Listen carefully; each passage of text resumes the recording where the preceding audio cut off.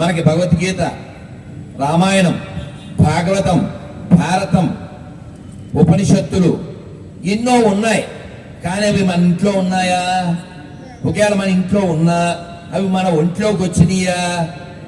ఇక్కడ ఇంతమంది ఉన్నారు, మా ఇంట్లో భౌతికత ఉంది అన్న వాళ్ళు కుడి చేయి ఎత్తండి.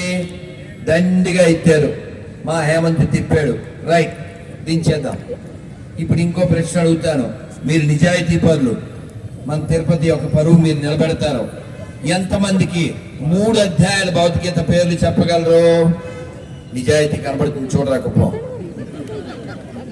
చెప్పానుగా నిజాయితీ ఉందని.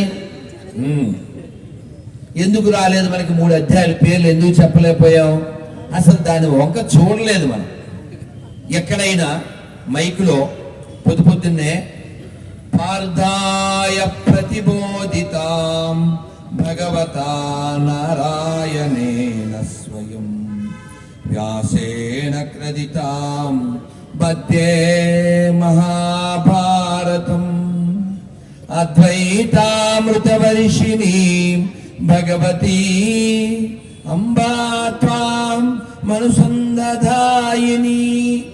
ఇది ఏమన్నా వినపడితే వెంటనే రే ఎవడో పోయినట్టున్నారా అంటాడు. నేను భగవద్గీత ఘంటసాల గారి గొంతు వినపడితే మనకి గుర్తు రావాల్సింది ఏంటి? శవమా? చచ్చిపోయిన వాళ్ళకా? భగవద్గీత బతికున్న వాళ్ళకా చచ్చిన వాళ్ళకా? బతికున్న వాళ్ళకి. మరి మీలో ఎంతమంది బతికున్నట్టు? అది మీరే తేల్చుకోండి.